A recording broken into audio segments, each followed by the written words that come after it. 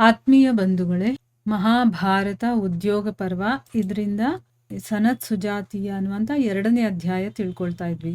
ಇದರಿಂದ ಸನತ್ ಸುಜಾತರ ಮೂಲಕ ಧೃತರಾಷ್ಟ್ರನ ಪ್ರಶ್ನೆಗಳಿಗೆ ಉತ್ತರ ಅನ್ನುವಂಥ ಒಂದು ವಿಷಯದ ಬಗ್ಗೆ ನಾವು ತಿಳ್ಕೊಳ್ತಾ ಇದ್ವಿ. ಯಾರು ಮೃತ್ಯುವನ್ನ ಪಡಿತಾರೆ ಮತ್ತೆ ಯಾರು ಮೃತ್ಯುವಿನಿಂದ ಪಾರಾಗ್ತಾರೆ ಅಥವಾ ಮುಕ್ತರಾಗ್ತಾರೆ ಅನ್ನೋದ್ರ ಬಗ್ಗೆ ತಿಳ್ಕೊಂಡ್ವಿ. ಯಾರು ವಿಷಯಗಳನ್ನ ತಿಳ್ಕೊಂಡು ಆ ವಿಷಯದ ಸ್ವರೂಪದ ಬಗ್ಗೆ ಅವರು ಅರ್ಥ ಮಾಡಿಕೊಂಡು ಅದೇನೂ ಪ್ರಯೋಜನ ಇಲ್ಲ ಅನ್ನೋದು ಗೊತ್ತಾಗುತ್ತೋ ಆ ವಿಷಯಗಳನ್ನೇ, ಅಂದ್ರೆ ಅವ್ರ ಮನಸ್ಸಲ್ಲಿ ಆ ಕಾಮನೆಗಳು ಬಂದಾಗ್ಲೇ ಅದನ್ನ ಯಾರು ಅಳಸಾಕ್ತಾರೋ ಅಂಥವರು ಮಾತ್ರ ಮೃತ್ಯುವನ್ನ ಗೆಲ್ಲೋದಕ್ಕಾಗೋದು ಅಥವಾ ಜನನ ಮರಣದ ಒಂದು ಚಕ್ರದಿಂದ ಅವರಿಗೆ ಮುಕ್ತಿ ಅನ್ನೋದು ಸಿಗತ್ತೆ ಅನ್ನೋದನ್ನ ತಿಳ್ಕೊಂಡ್ವಿ. ಈಗ ಮುಂದುವರೆದು ಏನ್ ಹೇಳ್ತಾ ಇದ್ದಾರೆ ಅಂತ ತಿಳ್ಕೊಳ್ಳೋಣ. ಈಗ ನಾವು ತಿಳ್ಕೊಂಡಿದ್ವಿ, ಯಾವ ವಿದ್ವಾಂಸ ಈ ವಿಷಯಗಳ ಇಚ್ಛೆಗಳನ್ನೆಲ್ಲ ಅಳಿಸ್ತಾನೋ ಅವನಿಗೆ ಮೃತ್ಯುವಿನ ಹಾಗೆ ಸಾಯಿಸೋದಿಲ್ಲ, ಅಂದ್ರೆ ಅವನು ಜನನ ಮರಣದಿಂದ ಮುಕ್ತನಾಗ್ತಾನೆ. ಆದ್ರೆ ಕಾಮನೆಗಳ ಹಿಂದೆ ಯಾರು ನಡೀತಾನೋ, ಅಂದ್ರೆ ಆ ಕಾಮನೆಗಳು ಹೇಗೆ ಹೇಳುತ್ತೋ ಆ ರೀತಿ ನಡ್ಕೊಂಡು ಅದನ್ನೆಲ್ಲ ಅನುಭವಿಸ್ಕೊಂಡು ಯಾರು ಹೋಗ್ತಾನೋ ಅಂಥ ಮನುಷ್ಯ ಕಾಮನೆಗಳ ಜೊತೆನೆ ನಷ್ಟವಾಗಿ ಬಿಡ್ತಾನೆ. ಅಂದ್ರೆ ಅವನ ಕಾಮನೆಗಳಂತೂ ಪೂರ್ತಿ ಆಗೋದೇ ಇಲ್ಲ, ಒಂದಾದ್ಮೇಲೆ ಒಂದ್ ಇದ್ದೇ ಇರುತ್ತಲ್ವಾ. ಈ ರೀತಿ ಅದ್ರ ಹಿಂದೆ ಹೋಗಿ ಹೋಗಿ ಹೋಗಿ ಅವನು ಕೂಡ ಒಂದ್ ದಿವಸ ನಷ್ಟ ಆಗ್ತಾನೆ.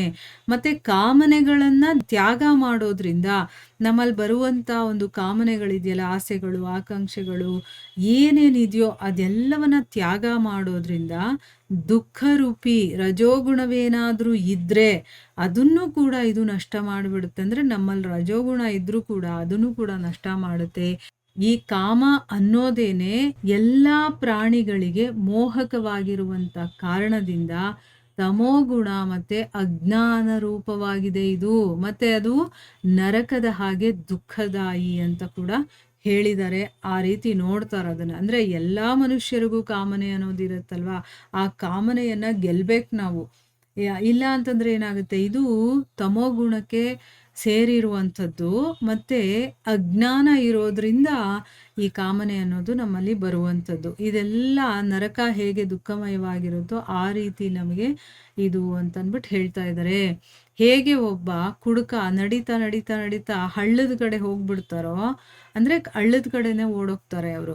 ಅದೇ ರೀತಿ ಒಬ್ಬ ಕಾಮಿ ಪುರುಷ ಭೋಗಗಳಲ್ಲಿ ಸುಖ ಇದೆ ಅಂತ ತಿಳ್ಕೊಂಡು ಆ ಕಡೆಗೆ ಓಡ್ತಾನವನು. ಅಂದ್ರೆ ಈಗ ಬೇಕಾದ್ರೆ ಒಂದು ಪರೀಕ್ಷೆ ಮಾಡಿ ನೋಡ್ಕೋಬೇಕು ನಮ್ಮನ್ನ ನಾವು. ಈಗ ನನ್ನ ಮನಸ್ಸಲ್ಲಿ ಒಂದು ಆಸೆ ಹೇಳುತ್ತೆ ಅಂತ ಇಟ್ಕೊಳ್ಳಿ, ಆ ಆಸೆಗೆ ಏನು ಬೇಕೋ ಅದನ್ನ ಕೊಟ್ಟಾಗ, ಫಾರ್ ಎಕ್ಸಾಂಪಲ್ ನಾನು ಹೇಳ್ತೀನಿ, ಈಗ ನನ್ನ ಹತ್ರ ದುಡ್ಡೇ ಇರೋದಿಲ್ಲ ಅಂತ ಇಟ್ಕೊಳ್ಳಿ, ಒಂದು 100 ರೂಪಾಯಿ ಇದ್ರೆ ನನ್ನ ಮನ್ಸಿಗೆ ಸ್ವಲ್ಪ ಸಮಾಧಾನ ಆಗುತ್ತಪ್ಪ ಅಂತ ನಾನು ಅನ್ಕೊಳ್ತೀನಿ. ನನ್ನ ಕಷ್ಟ ಏನೋ ಪರಿಹಾರ ಆಗುತ್ತೆ ಅಂತ ನಾನು ಅನ್ಕೊಳ್ತೀವಿ. 100 ರೂಪಾಯಿ ಸಿಕ್ತು ಅಂತ ಇಟ್ಕೊಳ್ಳಿ, ಅಲ್ಲಿಗೆ ನಮ್ಮ ಮನಸ್ಸು ಸುಮ್ಮನೆ ಆಗುತ್ತಾ? ಇಲ್ಲ, ನನ್ನಲ್ಲಿರುವಂಥ ಆಸೆ ಇನ್ನೊಂದು ಚೂರು ಜಾಸ್ತಿ ಆಗುತ್ತೆ. ಅಯ್ಯೋ 100 ರೂಪಾಯಿ ಏನಕ್ಕೂ ಸಾಕಾಗಲ್ಲ, 1000 ರೂಪಾಯಿ ಇದ್ರೆ ಚೆನ್ನಾಗಿರುತ್ತೆ ಅಂತ ಅನ್ಸುತ್ತೆ. ಹೋಗ್ಲಿ 1000 ರೂಪಾಯಿ ಬಂತಲ್ವಾ, ತೃಪ್ತಿ ಆಯ್ತಾ ಮನಸ್ಸಿಗೆ? ಇಲ್ಲ, ಅದು ಇನ್ನು 10,000 ರೂಪಾಯಿ ಬೇಕು ಅಂತ ಇಷ್ಟಪಡುತ್ತೆ. ಅದೇ ಒಂದು ಚಿಕ್ಕ ಬಾಡಿಗೆ ಮನೇಲಿ ಇರ್ತೀವಿ, ಆ ಬಾಡಿಗೆ ಮನೇಲಿ ಇದ್ದಾಗ ನಮ್ಗೆ ಏನನ್ಸುತ್ತೆ, ಒಂದು ದೊಡ್ಡ ಮನೇಲಿದ್ರೆ ಚೆನ್ನಾಗಿರುತ್ತೆ, ಡಬಲ್ ಬೆಡ್ರೂಮ್ ಇರಬೇಕು, ಎಲ್ಲ ಸ್ವಲ್ಪ ಅನುಕೂಲ ಇರೋ ಮನೆ ಇರಬೇಕು ಅಂತ ನಮ್ಗೆ ಅನ್ಸುತ್ತೆ. ಹೋಗ್ಲಿ, ಅಂತ ಮನೆ ಸಿಕ್ಕಿದಾಗ ನಾವು ತೃಪ್ತಿಯಿಂದ ಇರ್ತೀವ? ಇಲ್ಲ. ಅಯ್ಯೋ ನಮ್ಗೊಂದು ಸ್ವಂತ ಮನೆ ಇದ್ದಿದ್ರೆ, ಚಿಕ್ಕದಾದ್ರೂ ಪರವಾಗಿಲ್ಲ ಸ್ವಂತ ಮನೆ ಇದ್ದಿದ್ರೆ ಅಂತ ಆಸೆ ಬರುತ್ತೆ. ಸ್ವಂತ ಮನೆ ಮಾಡ್ಕೊಳ್ತೀವಿ ಚಿಕ್ಕದಾಗಿ, ಆಗೇನಾದ್ರೂ ತೃಪ್ತಿ ಆಗುತ್ತಾ? ಇಲ್ಲ. ಅಯ್ಯೋ ಇಷ್ಟು ಚಿಕ್ಕ ಮನೇಲಿ ಹೆಂಗಿರೋದು, ಇನ್ನೊಂಚೂರು ದೊಡ್ಡ ಮನೆ ಇರಬೇಕಿತ್ತು, ಸ್ವಂತ ಮನೆ ಇದ್ರೂ ದೊಡ್ಡ ಮನೆ ಇರಬೇಕು. ಈ ರೀತಿ ನಾವು ಆ ಕಾಮನೆಗಳನ್ನ ತೃಪ್ತಿ ಪಡಿಸ್ತಾ ಪಡಿಸ್ತಾ ಪಡಿಸ್ತಾ ಅದು ಹೆಚ್ಚಾಗತ್ತೆ ಹೊರತು ಕಾಮನೆಗಳನ್ನ ಪೂರೈಸ್ತಾ ಅದು ತೃಪ್ತಿ ಪಡೀತು ಅನ್ನೋ ಒಂದು ಇತಿಹಾಸ ಎಲ್ಲೂ ಇಲ್ಲ. ನಾವು ಏನೇ ಭೋಗಗಳನ್ನ ಭೋಗಿಸ್ತಾ ಇದ್ರು ಕೂಡ ಅದರಲ್ಲಿ ಸುಖ ಇದೆ ಅಂತ ತಿಳ್ಕೊಂಡು ಭೋಗಿಸ್ತಾ ಇರ್ತೀವಿ, ಆದ್ರೆ ಅದು ಸುಖವನ್ನ ಕೊಡೋದೇ ಇಲ್ಲ, ಅದು ಓಡಿಸ್ತಾನೇ ಇರುತ್ತೆ ನಮ್ಮನ್ನ. ಯಾರ ಚಿತ್ತವೃತ್ತಿ ಇರುತ್ತಲ್ಲ ಅದು ಕಾಮನೆಗಳಿಂದ ಮೋಹಿತವಾಗಿರ್ಲ್ವೋ, ಅಂದ್ರೆ ಒಬ್ಬ ಜ್ಞಾನವನ್ನ ತಿಳ್ಕೊಂಡಿರುವಂತ ವ್ಯಕ್ತಿ ಹೇಗೆ ಯೋಚನೆ ಮಾಡ್ತಾನೆ, ಅವನು ಅಯ್ಯೋ ಈ ಕಾಮ ಅನ್ನೋದು ನಮ್ಮನ್ನ ಬಿಡೋದಿಲ್ಲ, ಕೊಡ್ತಾ ಹೋದ್ರೆ ಅದು ಇನ್ನೂ ಜಾಸ್ತಿ ಮಾಡುತ್ತೆ ಹೊರತು ಅದು ಕಡಿಮೆ ಅಂತೂ ಆಗೋದಿಲ್ಲ. ಈಗ ಉರಿತಾ ಇರುವಂತ ಬೆಂಕಿಗೆ ನೀವು ಸೌದೆ ಹಾಕ್ತಾ ಇದ್ದಂಗೆ ಅದು ಶಾಂತವಾಗುತ್ತಾ? ಇಲ್ಲ, ಇನ್ನೂ ಜಾಸ್ತಿ ಉರಿಯುತ್ತದು. ಧಗಧಗ ಅಂತ ಉರಿಯೋದಕ್ಕೆ ಶುರು ಮಾಡುತ್ತಲ್ವಾ? ಅದೇ ರೀತಿ ಕಾಮನೆಗಳು ಒಂದಾದ್ಮೇಲೆ ಜಾಸ್ತಿ ಆಗ್ತಾನೆ ಇರುತ್ತೆ ಹೊರತು, ಅದು ಕಡಿಮೆ ಯಾವತ್ತಿಗೂ ಆಗಲ್ಲ. ಮತ್ತೆ ಆ ಒಂದು ಭೋಗಗಳಲ್ಲಿ ಸುಖ ಇದೆ ಅಂತ ತಿಳ್ಕೊಂಡು ನಾವು ಭೋಗಿಸ್ತಾ ಹೋಗ್ತೀವಲ್ವಾ? ಅದಕ್ಕಿಂತ ಮುಟ್ಟಾಳ್ತನ ಬೇರೇದಿಲ್ಲ. ಯಾವಾಗವರೆಗೂ ನಾವು ಅದನ್ನ ತಿಳ್ಕೊಳ್ಳೋದಿಲ್ವೋ, ಅಲ್ಲೀವರೆಗೂ ನಾವು ಅದ್ರಿಂದನೇ ಹೋಗ್ತಿರ್ತೀವಿ. ಆದ್ರೆ ಒಬ್ಬ ಜ್ಞಾನಿ ಪುರುಷ ಇರ್ತಾನಲ್ಲ, ಅವನು ಈ ಲೋಕದಲ್ಲಿ ಹುಲ್ಲಿನಿಂದ ಮಾಡಿರುವಂತಹ ವ್ಯಾಘ್ರದ ಹಾಗೆ ಅಂತಂದ್ರೆ, ಈಗ ಒಂದು ಹುಲ್ಲಿನಿಂದ ಮಾಡಿರ್ತಾರಲ್ಲ, ಅಂಥ ಹುಲಿ ಏನ್ ಮಾಡೋದಕ್ಕೆ ಸಾಧ್ಯ? ಏನು ಮಾಡೋದಕ್ಕೆ ಸಾಧ್ಯ ಇಲ್ಲ ಅದು, ಅಲ್ವಾ? ಬರೀ ಹುಲ್ಲಿನಿಂದ ಮಾಡಿರುವಂಥದ್ದು. ನಿಜವಾದ ಒಂದು ಹುಲಿ ಇದ್ರೆ ಅದಕ್ಕೂ ನಾನು ಯೋಚನೆ ಮಾಡ್ಬೋದು. ಆದ್ರೆ ಇದು ಹುಲ್ಲಿನಿಂದ ಮಾಡಿರುವಂಥದ್ದು. ಒಬ್ಬ ಜ್ಞಾನಿ ಪುರುಷ ಆ ರೀತಿ ಯೋಚನೆ ಮಾಡ್ತಾನೆ. ಏನು, ಈ ಮೃತ್ಯು ಅನ್ನೋದು ಈ ಹುಲ್ಲಿನಿಂದ ಮಾಡಿರುವಂತಹ ಹುಲಿ ಆಗಿರ್ಬೋದು, ಸಿಂಹ ಆಗಿರ್ಬೋದು, ಅದೇನಾದ್ರೂ ಮಾಡೋಕ್ ಸಾಧ್ಯನಾ? ಅದೇ ತರ ಮೃತ್ಯು ಅನ್ನೋದು ಕೂಡ ನನ್ನನ್ನು ಏನು ಮಾಡೋದಕ್ಕೆ ಸಾಧ್ಯ ಇಲ್ಲ ಅಂತ ಅವನು ಯೋಚನೆ ಮಾಡ್ತಾನೆ. ಈ ಯೋಚನೆ ಎಲ್ಲಿಂದ ಬಂತು ಅವನಿಗೆ? ಅವನಲ್ಲಿ ಜ್ಞಾನ ಇರೋದ್ರಿಂದ ಅವನಿಗೆ ಈ ಯೋಚನೆ ಬಂತು. ಜ್ಞಾನ ಇಲ್ಲದೆ ಇರೋರು ಹೇಗೆ ಯೋಚನೆ ಮಾಡ್ತಾರೆ? ಅಯ್ಯೋ, ನನ್ನ ಮನೆ ಇದೆ, ನನ್ನ ಆಸ್ತಿ ಇದೆ, ಪಾಸ್ತಿ ಇದೆ, ಎಲ್ಲಿ ಸಾವು ಬಂದ್ಬಿಡುತ್ತೋ ನನಗೆ, ಎಲ್ಲಿ ಕಾಯಿಲೆ ಬಂದ್ಬಿಡುತ್ತೋ, ಅಥವಾ ಎಲ್ಲಿ ಕಳ್ತನ ಆಗ್ಬಿಡುತ್ತೋ, ಈ ರೀತಿ ಎಲ್ಲ ಯೋಚನೆ ಮಾಡ್ತೀವಿ. ಅಂದ್ರೆ ಆ ಭಯ ಅನ್ನೋದಿರುತ್ತೆ. ಎಲ್ಲಿ ಅಜ್ಞಾನ ಇರುತ್ತೋ ಅಲ್ಲಿ ಭಯ ಇರುತ್ತೆ, ಎಲ್ಲಿ ಜ್ಞಾನ ಇರುತ್ತೋ ಅಲ್ಲಿ ಧೈರ್ಯ ಇರುತ್ತೆ. ಇಷ್ಟೇ ಡಿಫರೆನ್ಸ್ ಇರೋದು. ಒಬ್ಬ ಅಜ್ಞಾನ ವ್ಯಕ್ತಿಗೂ ಒಬ್ಬ ಜ್ಞಾನ ಇರುವಂಥ ವ್ಯಕ್ತಿಗೂ ಇರುವಂಥ ವ್ಯತ್ಯಾಸ ಇದೆ.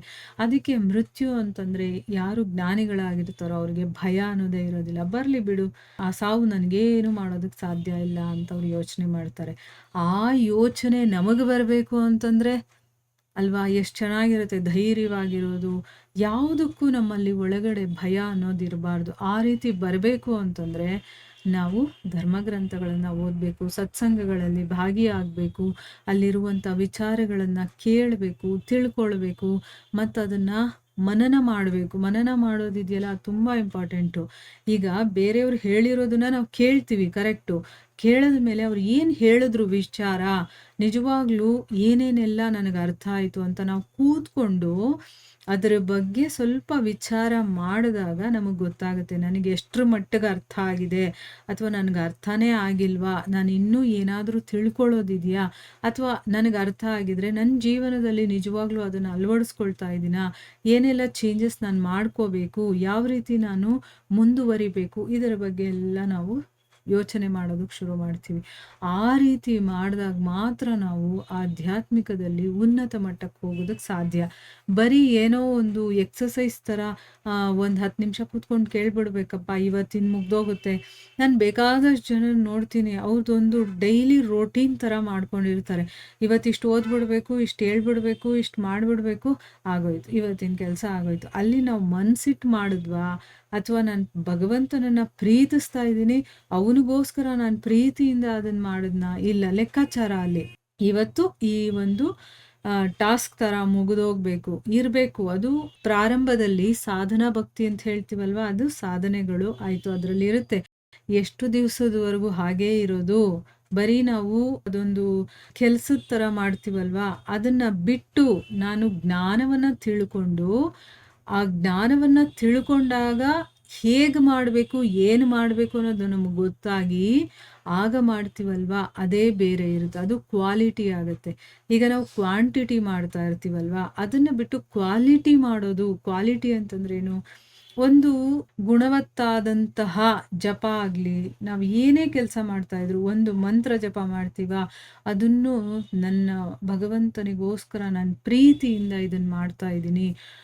ಏನೋ ಒಂದು ಮಂತ್ರವನ್ನು ಓದ್ತೀವ, ಅಥವಾ ಯಾವುದೋ ಒಂದು ಸಹಸ್ರನಾಮವನ್ನು ಓದ್ತೀವ, ಅದು ಒಂದೊಂದು ಶಬ್ದವನ್ನು ಕೂಡ ನಾವು ಅನುಭವಿಸ್ತಾ ಹೇಳಬೇಕು. ಒಂದೇ ಒಂದು ಭಜನೆ ಆಡ್ತೀವ, ಒಂದು ಭಜನೆ ಆಡಿದ್ರೂ ಪರವಾಗಿಲ್ಲ, ಅದನ್ನು ಅನುಭವಿಸ್ತಾ ನನ್ನ ಭಗವಂತನಿಗೋಸ್ಕರ ನಾನು ಆಡ್ತಾ ಇದ್ದೀನಿ, ಅಂದರೆ ನನ್ನ ಪ್ರೀತಿಯನ್ನು ವ್ಯಕ್ತಪಡಿಸೋದಕ್ಕೋಸ್ಕರ, ಇದು ಅವನಿಗೋಸ್ಕರ ಆಡ್ತಾ ಇದ್ದೀನಿ ಅಂತ ಆಡಬೇಕು. ಆ ರೀತಿ ಯಾವಾಗ ನಾವು ಅನುಭವಿಸ್ತಾ ನಾವು ಇದನ್ನೆಲ್ಲ ಮಾಡ್ತೀವಲ್ವ, ಅದು ನಿಜವಾಗ್ಲೂ ಕ್ವಾಲಿಟಿ ಅಂತ ಅನ್ನಿಸ್ಕೊಳ್ಳುತ್ತೆ. ಅದು ಭಗವಂತನಿಗೆ ಸಮರ್ಪಣೆ ಆಗುತ್ತೆ. ಆ ರೀತಿ ನಾವು ಸ್ಟೆಪ್ ಬೈ ಸ್ಟೆಪ್ ಮುಂದುವರಿತಾ ಹೋಗಬೇಕೇ ಹೊರತು ಅಲ್ಲೇ ನಿಂತ್ಕೋಬಾರ್ದು ಆಯಿತಾ. ಯಾವಾಗಲೂ ಹರಿತಾ ಇರಬೇಕು ನೀರು. ನಿಂತರೆ ಏನಾಗುತ್ತೆ, ವಾಸನೆ ಬರುತ್ತೆ. ಅದಕ್ಕೆ ಹರಿಯೋ ನೀರು ಹಾಕಬೇಕು ನಾವು, ನಿಂತ ನೀರು ಆಗಬಾರ್ದು. ಇದರ ಮುಂದುವರಿದ ಭಾಗ ಇನ್ನೂ ಇದೆ, ಅದನ್ನು ನಾವು ಮುಂದಿನ ಭಾಗದಲ್ಲಿ ತಿಳ್ಕೊಳ್ಳೋಣ. ಹರೇ ಕೃಷ್ಣ.